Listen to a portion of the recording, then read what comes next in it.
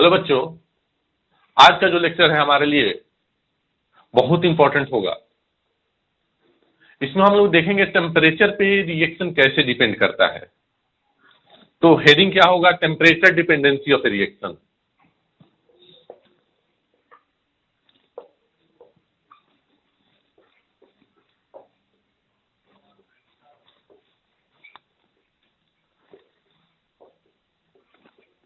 एक रिएक्शन का टेम्परेचर पे कैसे डिपेंडेंसी होता है, किस तरह से टेम्परेचर पे रिएक्शन डिपेंड करता है, इस चीज को हम लोग देखेंगे। देखो, कोई रिएक्शन है, ये रिएक्शन है, रिएक्शन में क्या होता है, रिएक्टेंट से प्रोडक्ट बनता है, लेकिन इंटरमीडिएट स्टेट में इन दोनों के बीच में या तो ट्रांजिशन स्टेट बनता है या फिर क्या बनता है, इंटरमीडिएट बनता है, या दोनों बनता है। ठीक है, तो ट्रांजिशन स्टेट या क्या बनेगा, इंटरमीडिएट। अब सुनिएगा बेटा इस चीज को बहुत ध्यान से। देखो, ये रिएक्शन है, इसमें ये क्या है, रिएक्टेंट, ये क्या है, प्रोडक्ट, और रिएक्टेंट और प्रोडक्ट के बीच में जो बना है उसे क्या बोलते हैं, इंटरमीडिएट। अब सुनिएगा, ये रिएक्शन इधर से इधर जा रहा है, रिएक्टेंट से प्रोडक्ट तक रिएक्शन कब जाएगा, जब रिएक्टेंट के पास चार्ज ज्यादा हो या कम हो, रिएक्टेंट अनस्टेबल हो कि स्टेबल हो। तो आप बोलोगे सर रिएक्टेंट जब स्टेबल होगा तब तो उधर जाएगा ही नहीं। तो रिएक्टेंट अनस्टेबल हो मतलब उस पर ज्यादा चार्ज हो, तब रिएक्शन क्या होगा, फास्ट होगा। मतलब अपने समझने के लिए हम लोग क्या लिखेंगे, रिएक्टेंट लेस स्टेबल और more charged then reaction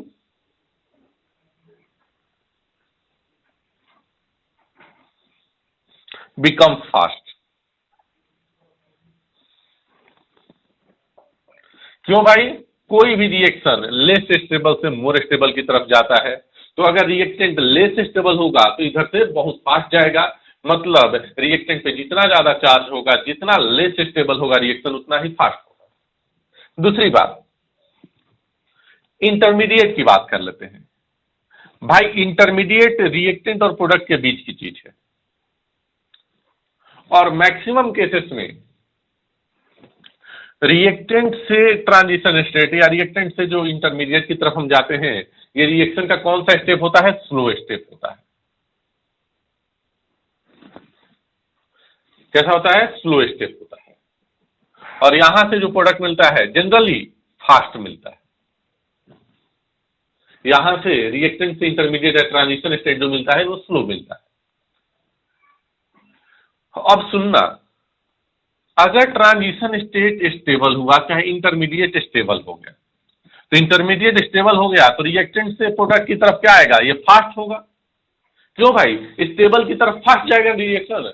तो अगर इंटरमीडिएट स्टेबल हो गया तो ये बहुत फास्ट होगा रिएक्शन, मतलब इंटरमीडिएट बहुत जल्दी बनेगा, और इंटरमीडिएट जब जल्दी बनेगा प्रोडक्ट भी क्या होगा, जल्दी बनेगा। तो दूसरा पॉइंट क्या है कि slow step of the reaction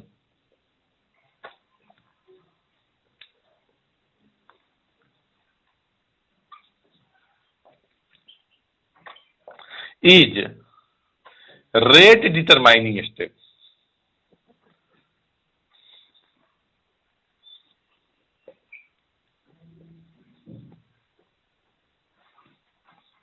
जिसे हम लोग आरटीएस भी बोलते हैं, आर रेट डिटरमाइनिंग स्टेप। दूसरी चीज मैंने क्या बताया, ये रिएक्शन का आरडीएस है, रेट डिटरमाइनिंग स्टेप है। ऐसे आप बहुत इजीली समझ सकते हो कि स्लो स्टेप ही रेट डिटरमाइनिंग स्टेप क्यों होता है। जैसे ये मान लो कि जैसे कोई रेस हो रहा है, और उस रेस में दो लोग हैं, ए है, चाहे तीन लोग हैं, बी है और सी है।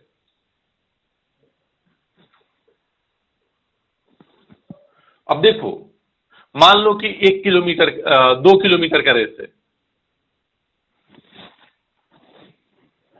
इसका जो ए का जो वेलोसिटी है 1 मीटर पर सेकेंड है, बी का वेलोसिटी जो है 2 मीटर पर सेकेंड है, और सी का 3 मीटर पर सेकेंड है।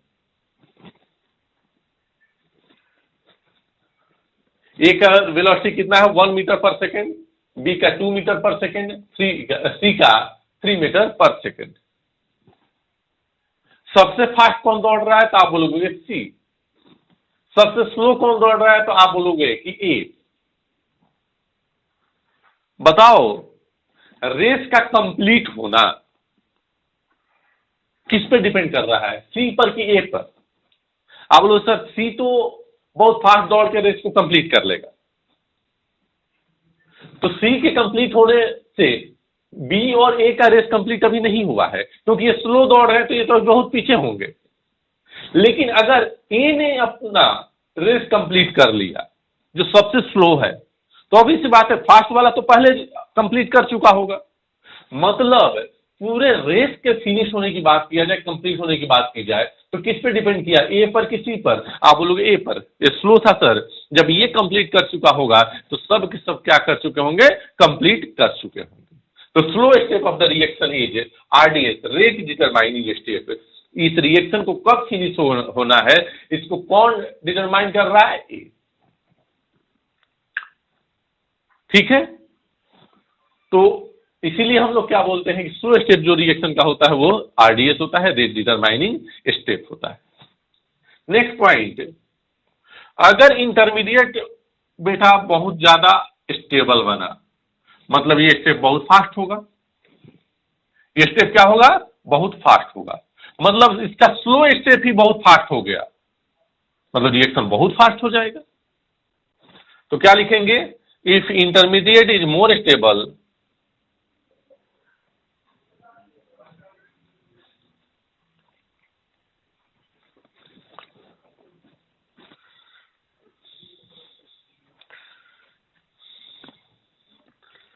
more stable, reaction becomes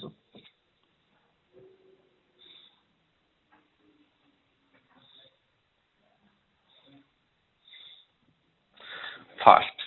जितना ज्यादा इंटरमीडिएट स्टेबल होगा उतना ही रिएक्शन क्या होगा, फास्ट होगा। अब देखो ऑर्गेनिक रिएक्शन में ज्यादातर हम लोग बात करते हैं कि रिएक्शन से जो प्रोडक्ट बन रहा है वो एक्सोथर्मिक है, कुछ एंडोथर्मिक रिएक्शन की भी हम लोग बात करेंगे। तो अगर एनर्जी डायग्राम की हम बात करें तो ये हो गया एनर्जी डायग्राम।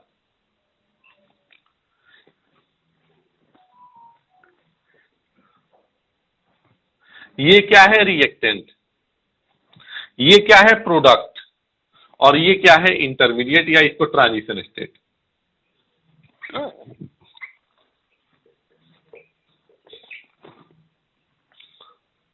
तो देखो यहां से यहां जो एनर्जी, तो किसी रिएक्शन को होना है तो आप देख रहे हो कि यही रास्ता है, इस रास्ते से होकर रिएक्शन आ रहा है। तो यहां से हमें अगर यहां पहुंचना है तो इस बैरियर पे जाना होगा, तब हम यहां से यहां आएंगे। तो ये एनर्जी जो है रिएक्टेंट की एनर्जी है, ये एनर्जी जो है प्रोडक्ट की है, और ये ट्रांजिशन स्टेट या इंटरमीडिएट की एनर्जी है।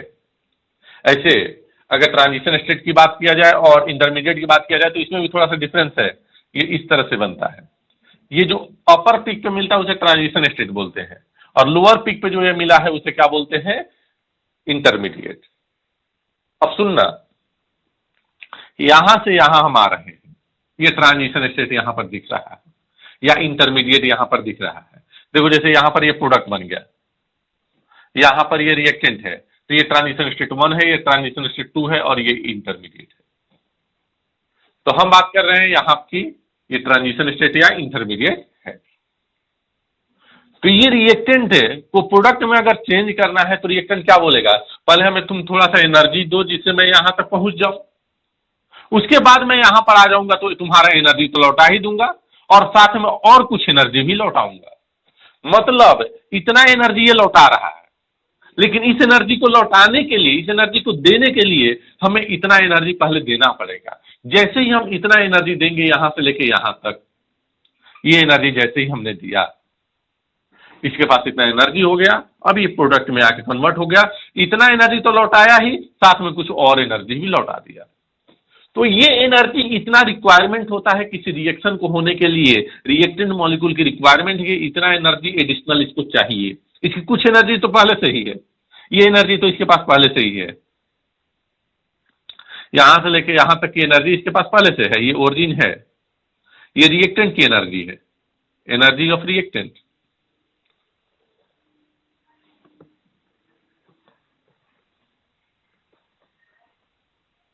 ये एनर्जी ऑफ रिएक्टेंट है, और यहां से लेके यहां तक जो है ये एनर्जी है प्रोडक्ट की, ये एनर्जी रिएक्टेंट की, ये एनर्जी है प्रोडक्ट की। इतना एनर्जी और इसको चाहिए, इस एनर्जी को बोलते हैं एक्टिवेशन एनर्जी, ये ठीक है। Additional energy required to reactant molecule to convert product is activation energy. Additional कितना चाहिए, टोटल इसको कितना चाहिए था यहां से लेके यहां तक, इसको बोलते हैं threshold energy. This is ETH, threshold energy. और नेट एनर्जी कितना मिला, इतना हमने दिया तो इतना मिला, लेकिन इसमें से इतना तो हमने दिया ही था। नेट एनर्जी यहां से लेके और यहां तक हमें मिला है, this is called as enthalpy of the reaction, delta H, energy of reaction. तो ये क्या है, रिएक्टेंट की एनर्जी। ये क्या है, रिएक्टेंट को और कितना एनर्जी चाहिए प्रोडक्ट में जाने के लिए, ये कितना है, ये क्या है, डेल्टा एच है, एनर्जी का रिएक्शन है, और यहां से यहां क्या है, थ्रेशोल्ड एनर्जी है। तो ER is the energy of reactant, EP is the energy of product, EA is the required energy, minimum energy required to reactant molecule, और ETH ये क्या है, total minimum energy required to reactant molecule. ये additional required है, इसमें इतना जोड़ेंगे तब, और इसकी टोटल एनर्जी कितनी हो गई, ETH। तो आप क्या लिखोगे, ER एनर्जी ऑफ रिएक्टेंट, चाहो तो लिखो ER is equal to energy of reactant, EP is equal to energy of product, delta H is equal to energy of reaction, EA is equal to additional energy, minimum additional energy required to reactant molecule for product formation. ETH is equal to energy of या minimum energy of reactant molecule for product formation. ये minimum required energy है, additional required energy है, और ये minimum energy of reactant है। इतना होना ही चाहिए।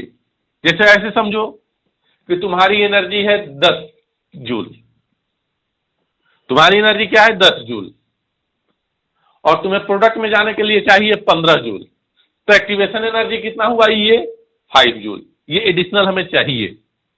मेरी एनर्जी कितना हो गई, 15 joule, this is threshold energy. तो आप इसे नोट करें, नोट करने के बाद मैं बता रहा हूं लो टेम्परेचर हाई टेम्परेचर पे कैसे रिएक्टेंट और प्रोडक्ट आपस में रिएक्शन के पाथ को चूज करेंगे।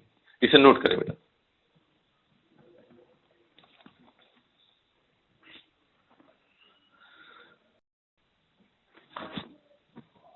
हाँ बच्चों, अब देखिए इधर, अब हम बात करेंगे लो टेम्परेचर और हाई टेम्परेचर पे रिएक्शन के डायरेक्शन की।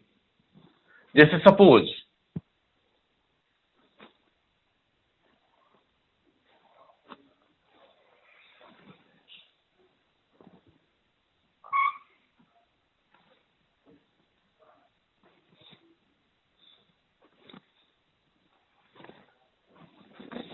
देखो यहां पर ये रिएक्टेंट है,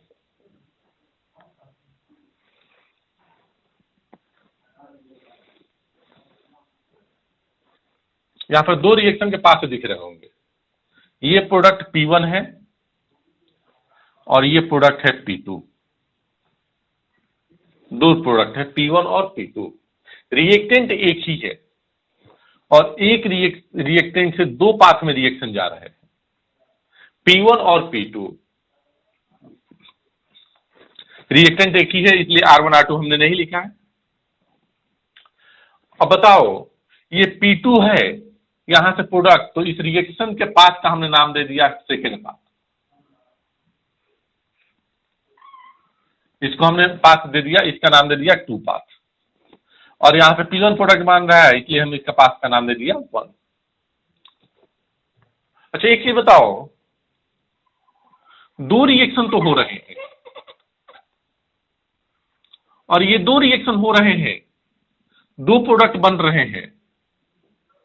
ऐसे तुम समझ लो कि रिएक्टेंट है, यहां से TS1 बना, ट्रांजिशन स्टेट 1, और यहां से P1 प्रोडक्ट बना,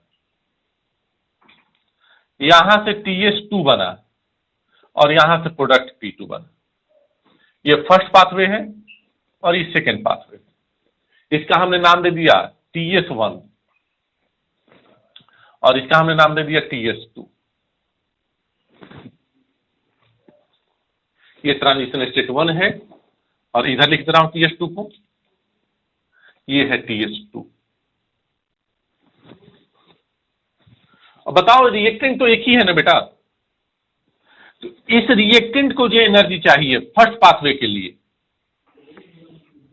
इतना एनर्जी जैसे मिलेगा वो P1 में कन्वर्ट हो जाएगा। तो इसका एनर्जी का नाम दे दिया एक्टिवेशन एनर्जी EA1, और इसे जो चाहिए सेकंड के लिए, इस एनर्जी का हमने नाम दे दिया एक्टिवेशन एनर्जी 2। मतलब यहां से यहां जो एनर्जी होगा थ्रेशोल्ड एनर्जी 1, और यहां से यहां जो एनर्जी होगा थ्रेशोल्ड एनर्जी, इसका नाम है TS1 और इसका नाम है TS2। तो यहां से यहां जो होगा वो थ्रेशोल्ड एनर्जी 1 होगा, और यहां से यहां एनर्जी जो होगा थ्रेशोल्ड एनर्जी 2 होगा। अब हमें ये देखना है कि लो टेम्परेचर पे कौन सा रिएक्शन हो रहा है और हाई टेम्परेचर पे कौन सा रिएक्शन हो रहा है। अब फिर से इस चीज को समझना जो अभी मैंने आपको बताया। यहां पर EA क्या है बेटा, एक्टिवेशन एनर्जी। यहां मैं लिख रहा हूं EA is equal to activation energy,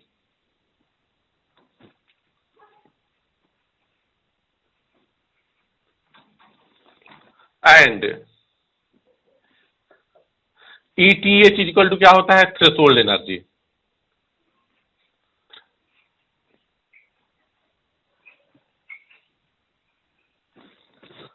delta H क्या होता है, एनर्जी ऑफ रिएक्शन या enthalpy of reaction.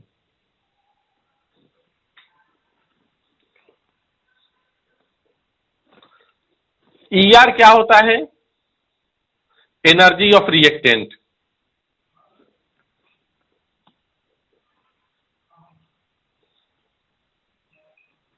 And EP क्या होता है,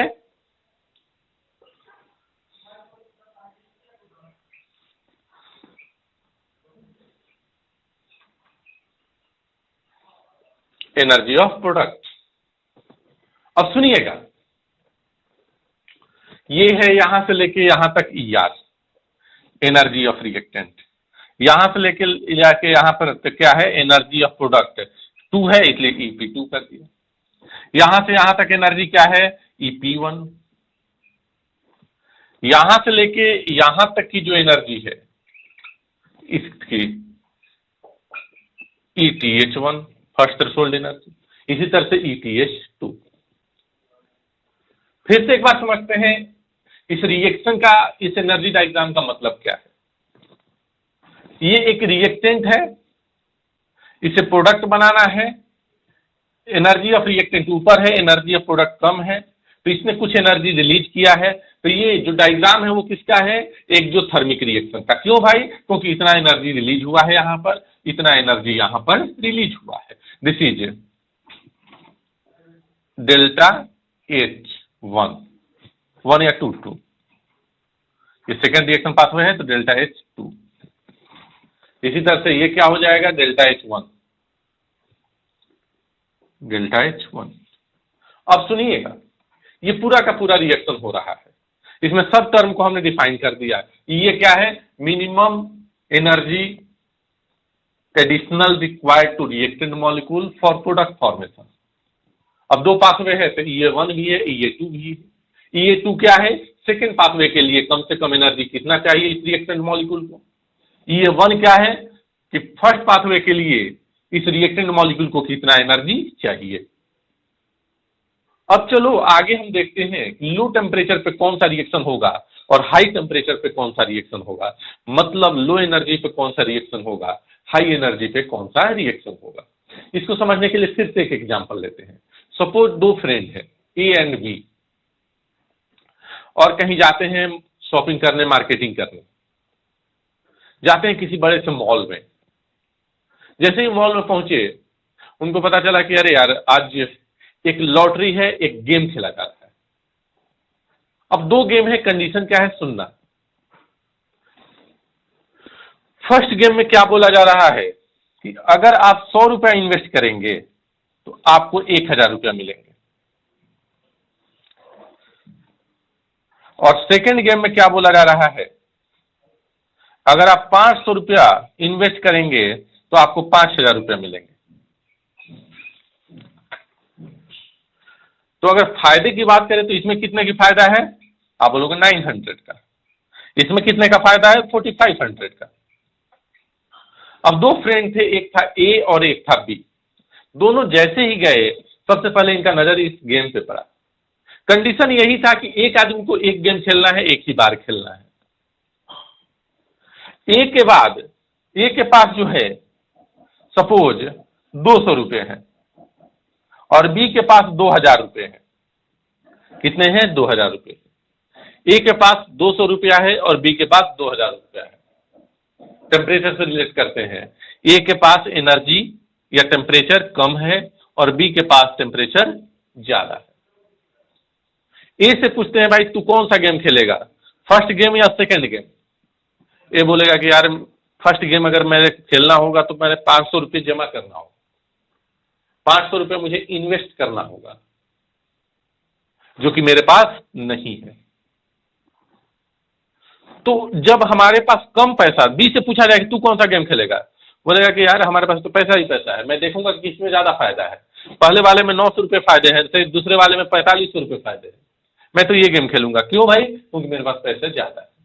ये बोले नहीं मेरे पास पैसे कम है इसलिए मैं फायदा नहीं देखूंगा, मैं तो देखूंगा कि मुझे कितना पहले डिपॉजिट करना होगा, कितना इन्वेस्टमेंट देना होगा। बात समझ में आ रहा है। दो रिएक्शन है, दो तरह से यहां पर थिंकिंग आ गई। जिसके पास एनर्जी ज्यादा था, जिसके पास पैसे ज्यादा थे, जिसके पास टेम्परेचर ज्यादा था, वो क्या बोल रहा है कंडीशन कि नहीं मैं तो देखूंगा ये कि किसके पास ज्यादा फायदा होगा, कौन से पास पे चलेंगे तो हमें फायदा ज्यादा होगा। जबकि जिसके पास कम पैसे हैं वो क्या बोल रहा है कि मैं तो ये देखूंगा कि किसमें इन्वेस्टमेंट कम हो रहा है, किसमें कम एनर्जी हमें देना पड़ रहा है, किसमें कम एनर्जी देना पड़ रहा है, मतलब एक्टिवेशन एनर्जी, किसका एक्टिवेशन एनर्जी कम है। जबकि बी क्या बोलेगा, जबकि जिसके पास पैसा ज्यादा है वो क्या बोलेगा, नहीं किसमें ज्यादा फायदा हो रहा है। दो टर्म आए बेटा, एक इन्वेस्टमेंट और एक फायदा। इन्वेस्टमेंट कहां कर रहे हो, ये रिएक्टेंट को एनर्जी दे के इन्वेस्ट कर रहे हो। इन्वेस्टमेंट कहां कर रहे हो, सर यहां तक पहुंचने के लिए, यहां तक पहुंचने के लिए। That investment is activation energy. तो जब लो टेम्परेचर है तो हम क्या देखेंगे कि एक्टिवेशन एनर्जी जहां कम लग रहा है वो रिएक्शन हम कराएंगे।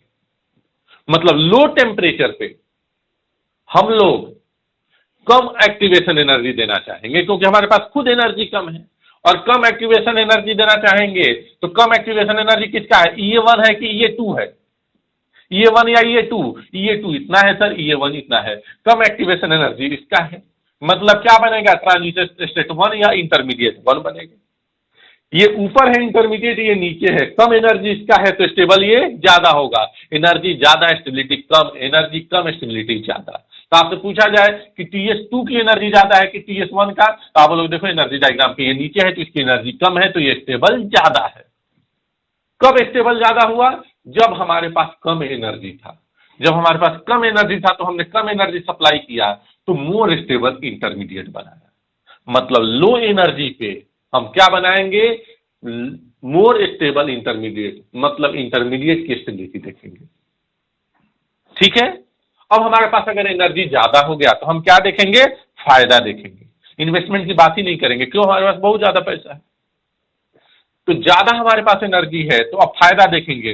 देखो यहां से जब अगर फर्स्ट पाथवे से आते हो तो इतना एनर्जी का फायदा हो रहा है, डेल्टा H1 इतना एनर्जी, ये रिएक्टेंट था एक प्रोडक्ट था, इतने का फायदा हो रहा है।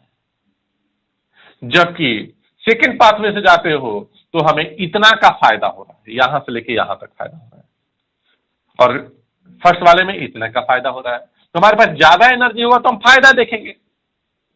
सर ठीक है, फायदा तो देख रहे हो, लेकिन इतना फायदा के लिए आपको यहां तक आना पड़ेगा, ज्यादा इन्वेस्टमेंट करना होगा, यहां से यहां जाएगा तब तो ये यहां इतना फायदा होगा। तो आपको एक्टिवेशन एनर्जी 2 भी ज्यादा देना होगा। तो मैं बोलूंगा हमारे पास तो एनर्जी ज्यादा है, अरे जो ये 2 दे रहा हूं वो तो हमें मिल ही जा रहा है ना, फायदा हमें अल्टीमेट ज्यादा हो रहा है। जो हमने 500 रुपया लगाया वो 500 तो मिल गया, एडिशनल 4500 मिला। इसमें 100 रुपया लगाया तो एडिशनल 900 रुपये मिले। क्योंकि हमारे पास पहले केस में पैसा कम था, इसलिए मैंने सोचा कि कम लगाऊं, भले ही थोड़ा कम मिल रहा हो। मैं उस केस में इन्वेस्टमेंट के बारे में सोच रहा था, क्योंकि इतना एनर्जी हमारे पास था ही नहीं। जब इतना या इससे ज्यादा एनर्जी है तो अब तो मैं फायदा देखूंगा ना। तो लो टेम्परेचर पे हम क्या देखेंगे, ट्रांजिशन स्टेट, इंटरमीडिएट की स्टेबिलिटी।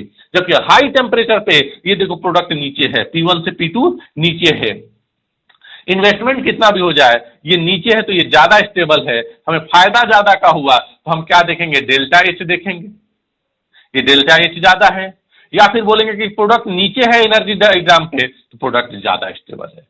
तो लो एनर्जी पे, लो टेम्परेचर पे हम इंटरमीडिएट की स्टेबिलिटी देखते हैं, और हाई टेम्परेचर पे हम प्रोडक्ट की स्टेबिलिटी देखते हैं। लो टेम्परेचर पे हम ट्रांजिशन स्टेट या इंटरमीडिएट की स्टेबिलिटी देखेंगे, हाई टेम्परेचर पे हम प्रोडक्ट की स्टेबिलिटी देखेंगे। लो टेम्परेचर जब रहेगा रिएक्शन में हम ये देखेंगे कि हमें कम इन्वेस्टमेंट करना पड़े, मतलब इंटरमीडिएट ज्यादा स्टेबल हो, ट्रांजिशन स्टेट ज्यादा स्टेबल हो। जबकि हाई टेम्परेचर पे हम क्या देखेंगे, प्रोडक्ट ज्यादा स्टेबल मिले। तो याद रखने का है, लो टेम्परेचर पे इंटरमीडिएट का स्टेबिलिटी देखना होगा और हाई टेम्परेचर पे प्रोडक्ट का स्टेबिलिटी देखना होगा।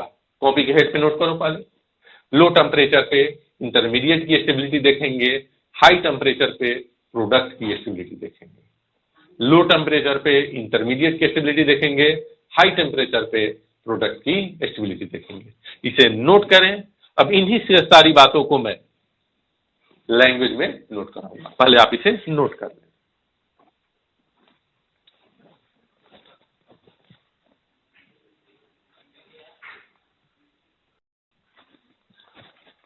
हाँ बच्चों, तो अभी आपने जो देखा उसको मैं लिख रहा हूं, जो डायग्राम में हमने बनाया है उसे अब हम लोग नोट करेंगे। क्या नोट करेंगे, at low temperature, at low temperature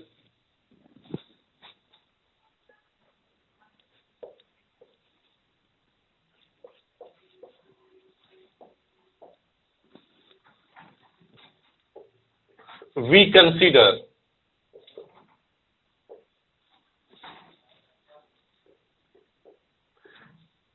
stability of intermediate. हम लोग क्या देखेंगे, stability of intermediate.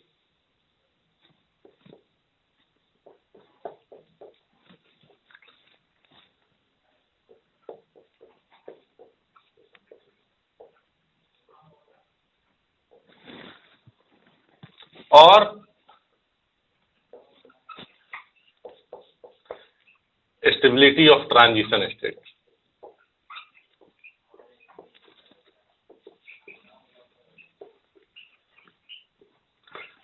And the reaction is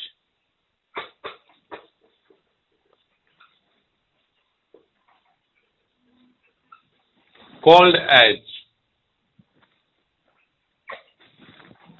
ऐसे रिएक्शन को क्या बोलेंगे, काइनेटिकली कंट्रोल्ड रिएक्शन।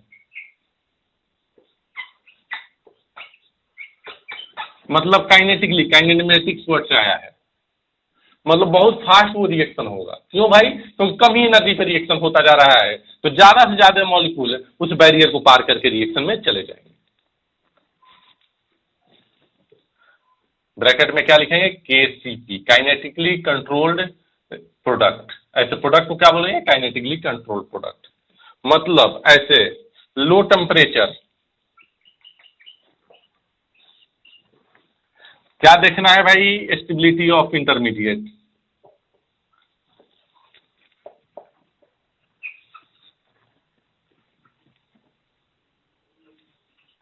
और रिएक्शन कौन सा होगा? ये केसीपी, काइनेटिकली कंट्रोल। मतलब उसमें हम क्या देखते हैं? डेल्टा एक्टिवेशन एनर्जी, कितना एक्टिवेशन एनर्जी कम देना पड़े।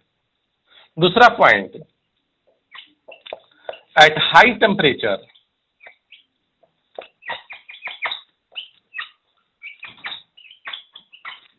we consider stability of product।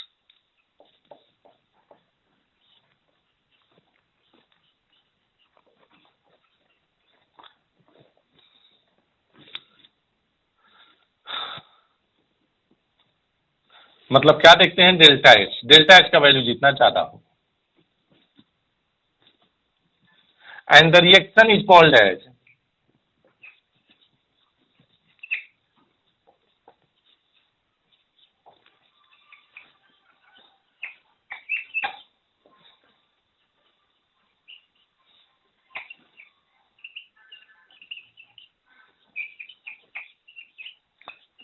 thermodynamically controlled, मतलब टीसीपी।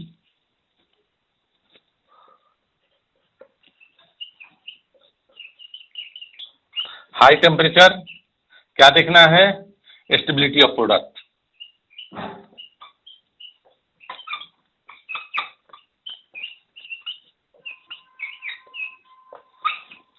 क्या बोलेंगे? काइनेटिकली नहीं, thermodynamically, TCP, thermodynamically control product. इसमें क्या हमें कंसीडर करना है? Delta H, release energy. ये क्या है? Release energy. डेल्टा एच का वैल्यू ज्यादा होना चाहिए। और लो टेम्परेचर पे एक्टिवेशन एनर्जी, जो देना है एनर्जी, एब्जॉर्ब एनर्जी कम होना चाहिए।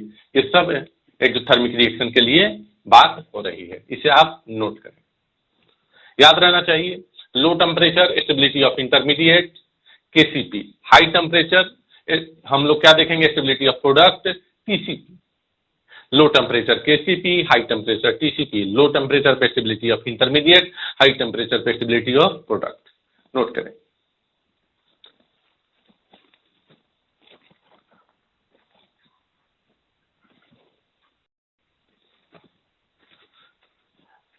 हाँ बच्चों, तो लो टेम्परेचर पे मैंने क्या बताया? केसीपी, स्टेबिलिटी ऑफ इंटरमीडिएट देखेंगे।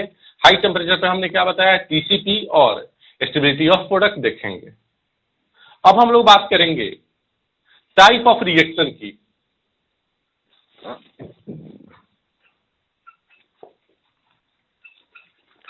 Type of reaction, type of reaction की बात करें तो मेनली हम लोग तीन तरह के रिएक्शन पढ़ेंगे, जिसमें एक रिएक्शन का नाम होगा एडिशन रिएक्शन। दूसरा रिएक्शन जो होगा वो होगा सब्स्टिट्यूशन रिएक्शन।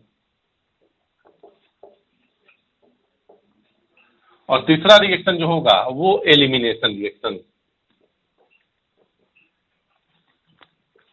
एक अलग तरह का भी रिएक्शन होता है जिसे हम लोग क्या बोलते हैं? रीअरेंजमेंट।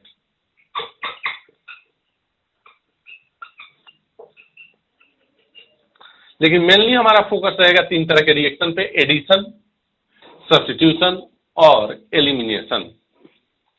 एडिशन की अगर बात करें तो हमने पढ़ा था इलेक्ट्रोफाइल, न्यूक्लियोफाइल और फ्री रेडिकल। ये तीन चीजें हमने पढ़ा था ना। अटैकिंग रिएजेंट में पढ़ा था इलेक्ट्रोफाइल, फिर न्यूक्लियोफाइल और एक फ्री रेडिकल। तो यहां पर तीन चीजें आई। एक होगा इलेक्ट्रोफिलिक एडिशन रिएक्शन। कौन सा रिएक्शन? Electrophilic addition reaction. एक हो गया addition reaction, substitution reaction, elimination reaction. तो इसे हम लोग क्या बोलेंगे? A R. इसे क्या बोलेंगे? S R. और इसे क्या बोलेंगे? E are.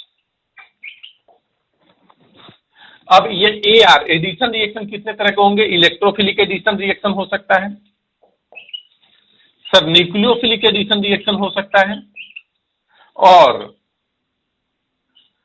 Free radical addition reaction हो सकता है। एडिशन रिएक्शन कितने तरह का हो गए? Electrophilic addition reaction, nucleophilic addition reaction और free radical addition reaction. Substitution reaction की बात करें तो इसी तरह से क्या आएगा? इलेक्ट्रोफिलिक सब्स्टिट्यूशन रिएक्शन,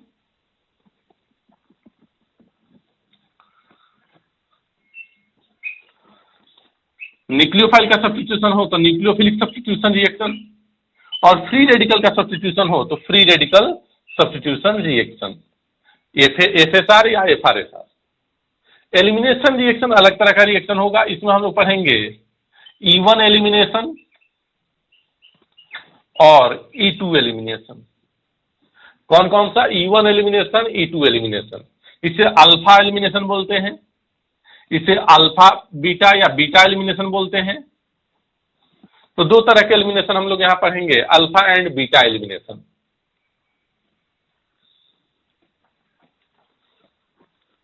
कौन कौन सा एलिमिनेशन पढ़ेंगे? E1 और E2। E1 E2 जो दोनों होगा वो बीटा एलिमिनेशन। बीटा एलिमिनेशन कहने का मतलब क्या होता है कि एलिमिनेशन मतलब रिमूवल, जो दोनों ग्रुप रिमूव हो रहा है एडजेसेंट से, अल्फा बीटा या बीटा एलिमिनेशन से बोलते हैं, एक दूसरे के एडजेसेंट से जब रिमूव हो रहा हो तो उसे क्या बोलेंगे? Alpha beta elimination. अब सुनिएगा बेटा, सर एडिशन रिएक्शन है तो इलेक्ट्रोफिलिक एडिशन रिएक्शन का मतलब क्या हुआ? पहले अटैक कौन हो? इलेक्ट्रोफाइल, बाद में कौन जाके ऐड हो? न्यूक्लियोफाइल। तो उसे क्या बोलेंगे? Electrophilic addition reaction. एक ऐसा एडिशन रिएक्शन जिसमें पहले इलेक्ट्रोफाइल ऐड हो बाद में न्यूक्लियोफाइल ऐड हो तो उसे क्या बोलेंगे? Electrophilic addition reaction. एक ऐसा एडिशन रिएक्शन जिसमें पहले न्यूक्लियोफाइल ऐड हो बाद में इलेक्ट्रोफाइल ऐड हो तो उसे क्या बोलेंगे? Nucleophilic addition reaction. तीसरा, एक ऐसा एडिशन रिएक्शन जिसमें पहले भी फ्री रेडिकल बाद में भी फ्री रेडिकल, तो उसे क्या बोलेंगे? Free radical addition reaction. Similarly substitution reaction ESR, एक ऐसा सब्स्टिट्यूशन रिएक्शन जिसमें इलेक्ट्रोफाइल सब्स्टिट्यूट हो रहा हो, मतलब एक इलेक्ट्रोफाइल आया दूसरा गया, तो उसे क्या बोलेंगे? Electrophilic substitution reaction. एक ऐसा सब्स्टिट्यूशन रिएक्शन जिसमें न्यूक्लियोफाइल आए और न्यूक्लियोफाइल ही जाए उसे बोलेंगे न्यूक्लियोफिलिक सब्स्टिट्यूशन रिएक्शन। एक ऐसा सब्स्टिट्यूशन रिएक्शन जिसमें फ्री रेडिकल आए और फ्री रेडिकल जाए उसे क्या बोलेंगे? Free radical substitution reaction. और एलिमिनेशन रिएक्शन अलग तरह का रिएक्शन होगा, हम लोग इसे देखेंगे। रीअरेंजमेंट भी अलग तरह के एक दो रिएक्शन हम लोग देखेंगे। तो एक एक करके हमें पढ़ना है, एडिशन रिएक्शन, फिर सब्स्टिट्यूशन रिएक्शन, फिर एलिमिनेशन रिएक्शन। तो देखो एडिशन रिएक्शन क्या होगा? कुछ ऐड हो रहा है, कुछ क्या हो रहा है? ऐड हो रहा है। अब बताओ कुछ ऐड करना है, जैसे मान लो कि ये एल्केन है भाई, मान लो कि यहां पर hydrogen hydrogen hydrogen hydrogen hydrogen hydrogen hydrogen, इसमें मान लो कि कुछ ऐड करना चाहे, इलेक्ट्रोफाइल एक ऐड कर दिया, पॉसिबल है क्या? अब वो लोग नहीं सर, कार्बन तो 4 ही बॉन्ड बनाता है, आपने 5 बॉन्ड बना दिया। मतलब एडिशन रिएक्शन सिर्फ और सिर्फ सिंगल बॉन्ड है, कंपाउंड में सिर्फ और सिर्फ सिग्मा बॉन्ड है, तो पॉसिबल नहीं है। तब कैसे पॉसिबल है सर?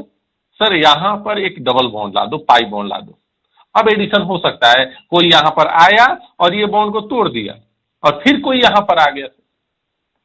मतलब एडिशन रिएक्शन होने के लिए कंपाउंड में क्या होना चाहिए? Pi bond. ये कंडीशन हमें मिल गया। फॉर एडिशन रिएक्शन कंपाउंड में पाई बॉन्ड का होना जरूरी है। फॉर एडिशन रिएक्शन कंपाउंड में पाई बॉन्ड का होना जरूरी है। अगर कंपाउंड में पाई बॉन्ड नहीं है एडिशन रिएक्शन नहीं होगा। एक चीज ये हमने समझा। दूसरी चीज, ये साइक्लोप्रोपेन मॉलिक्यूल मैंने क्या बताया था, इसमें एंगल स्ट्रेंथ बहुत ज्यादा है। ये बॉन्ड टूटना चाहता है, तो ये चाहता है कि मैं बॉन्ड टूट जाऊं और मेरे साथ यहां पर कोई आके ऐड हो जाए, कोई यहां पर ऐड हो जाए, जैसे यहां पर इलेक्ट्रोफाइल, यहां पर न्यूक्लियोफाइल। एडिशन रिएक्शन होने के लिए कंपाउंड में पाई बॉन्ड का होना जरूरी है, जबकि साइक्लोप्रोपेन एक ऐसा मॉलिक्यूल है जिसमें पाई बॉन्ड न होते हुए भी क्या देता है? एडिशन रिएक्शन देता है। 2 पॉइंट हमने यहां पर सीखा। एडिशन रिएक्शन होने के लिए कंपाउंड में पाई बॉन्ड का होना जरूरी है, जबकि साइक्लोप्रोपेन में पाई बॉन्ड नहीं है, फिर भी ये कौन सा रिएक्शन देता है? Addition reaction. तो आप चाहें तो ये सब पॉइंट पहले नोट कर लें, फिर मैं एक एक करके लिखवाता हूं।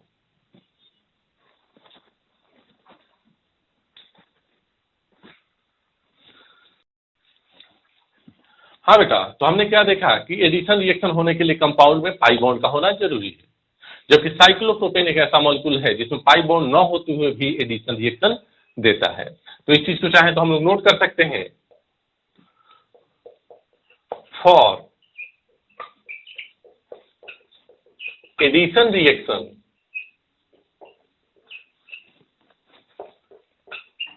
पाई बॉन्ड इज रिक्वायर्ड। कौन सा बॉन्ड बेटा? Pi bond.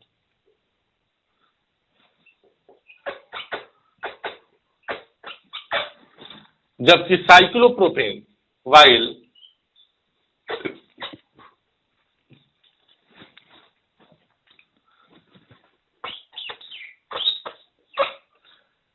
cyclopropane has no pi bond,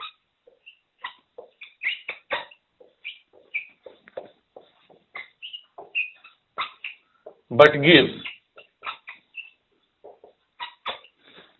addition reaction।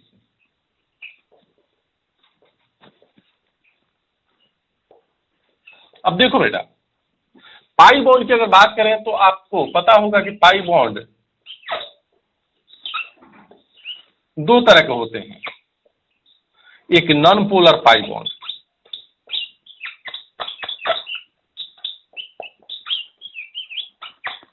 और एक polar pi bond.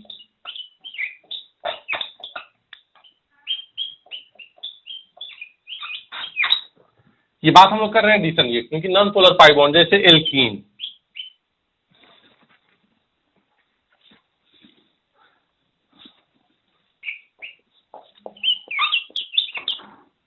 Carbon double bond carbon, alkyne carbon double bond carbon, benzene,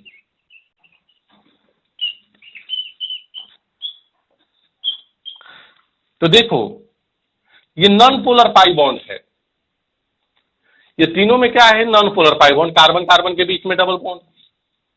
तो नॉन पोलर पाई बॉन्ड याद हो, जब मैंने अटैकिंग रिएजेंट पढ़ाया था जीओसी स्टार्ट करते समय, तो आपको बताया था non polar pi bond N से नॉन पोलर, एन से न्यूक्लियोफाइल। तो नॉन पोलर पाई बॉन्ड क्या होता है? न्यूक्लियोफाइल। तो न्यूक्लियोफाइल के पास कौन अट्रैक्ट होगा? इलेक्ट्रोफाइल। तो इस पे कौन सा रिएक्शन होगा? Electrophilic addition reaction. कौन सा रिएक्शन होगा? इलेक्ट्रोफिलिक एडिशन रिएक्शन, क्योंकि ये नॉन पोलर पाई बॉन्ड है तो ये न्यूक्लियोफाइल है सर, और न्यूक्लियोफाइल की तरफ अट्रैक्ट होगा इलेक्ट्रोफाइल। तो ये कौन सा रिएक्शन देगा? Electrophilic addition reaction. आप बोलोगे सर ये भी तो दे सकता है एडिशन रिएक्शन।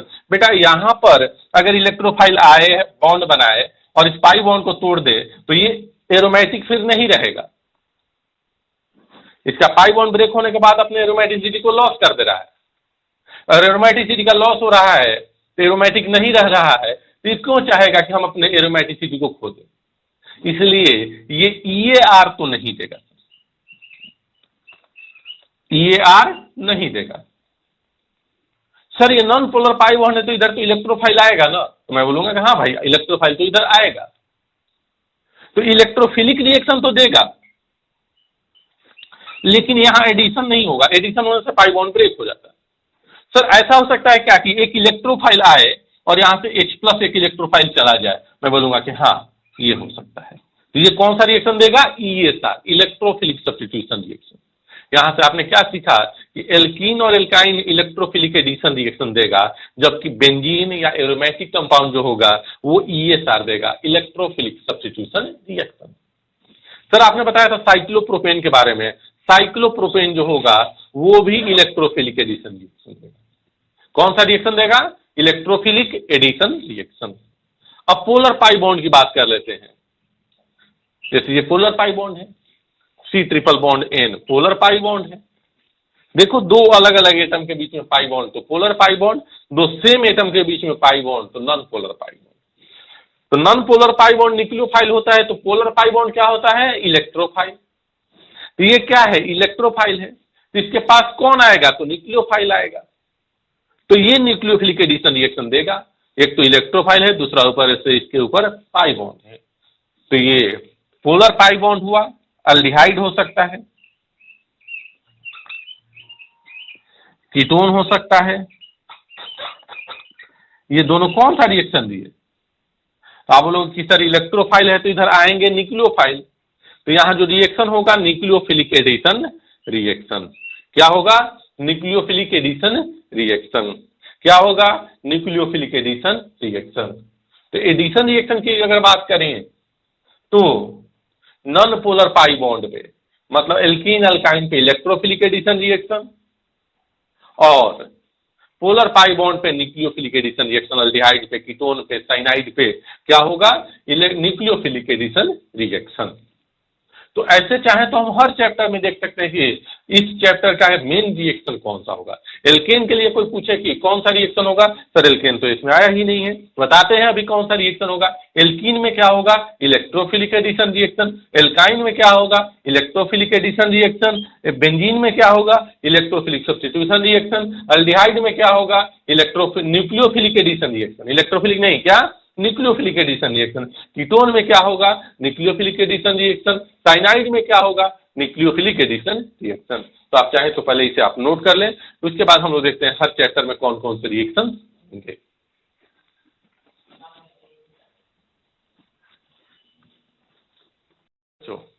तो चलिए देखते हैं कौन कौन से चैप्टर में कौन कौन सा रिएक्शन हमें पढ़ना है, मतलब वो कंपाउंड कौन सा रिएक्शन देगा। सबसे पहले एल्केन की अगर बात करें, सबसे पहले क्या देखेंगे? एल्केन।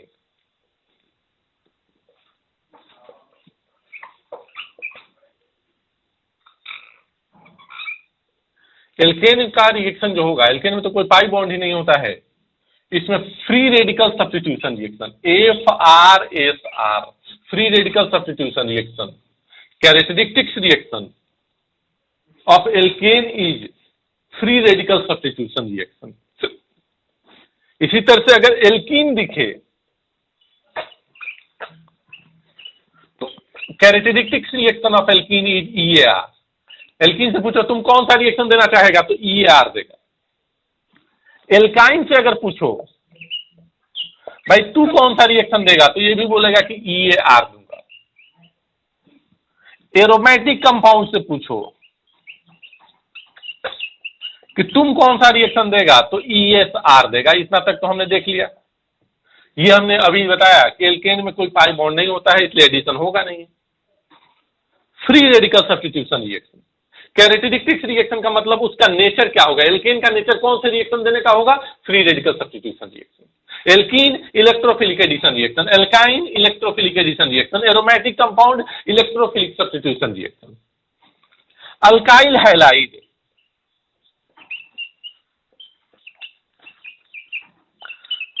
तो अनायन के फोर्थ केमिस्ट्री में, अनायन के थर्ड केमिस्ट्री में आपने पढ़ा था कि अनायन जाता है तो हैलोजन को बाहर निकाल देता है, तो X माइनस मतलब एक न्यूक्लियोफाइल निकला और एक अनायन आके जुड़ गया।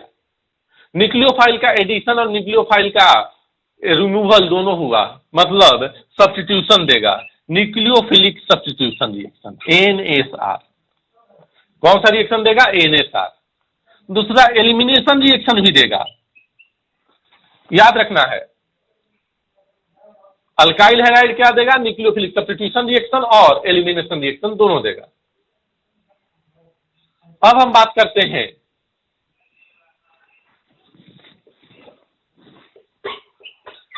Aldehyde and ketone.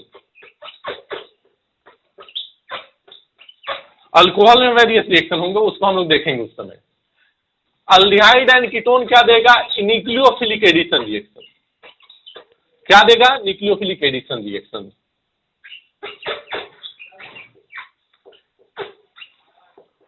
Carboxylic acid derivative,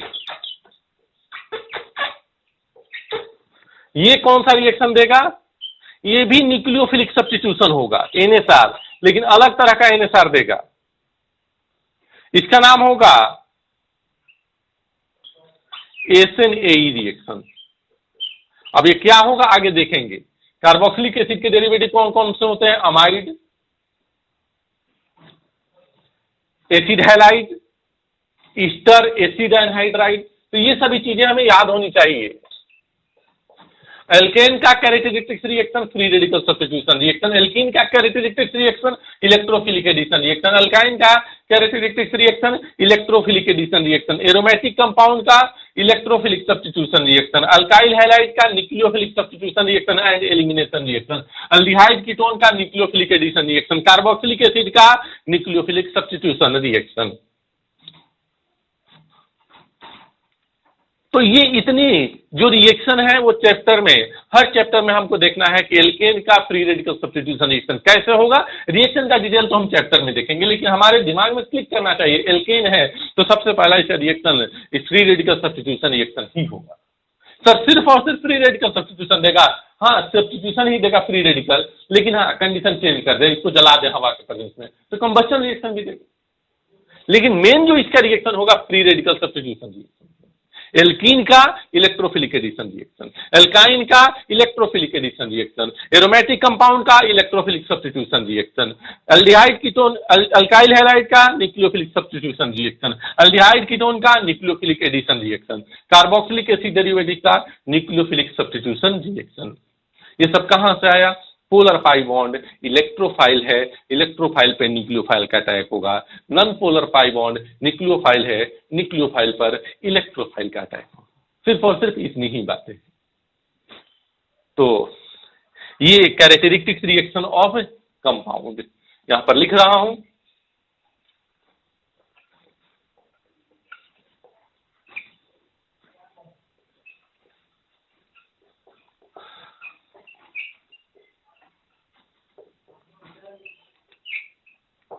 characteristics reaction of compounds, ये कंपाउंड्स के कैरेक्टरिस्टिक्स रिएक्शंस हैं, तो आप इसे नोट करें।